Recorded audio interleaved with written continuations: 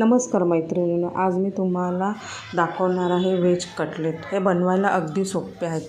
त्यासाठी आपल्याला लागणारं साहित्य आहे ब्रेड, भिजवलेले पोहे, अद्रक, लसूण, मिरची आणि जिऱ्याची पेस्ट, बटाटे.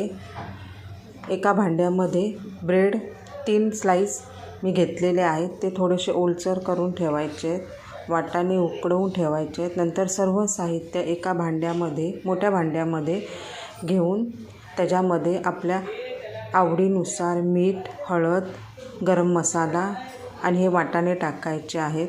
वाटाणे थोडेसे क्रश करून घ्या तुम्ही, म्हणजे ते अख्खे राहणार नाहीत. नंतर आपण कोथिंबीर टाकायची आहे त्याच्यामध्ये. हे सगळं साहित्य आपण एकजीव करायचं आहे व्हिडिओमध्ये दाखवल्याप्रमाणे.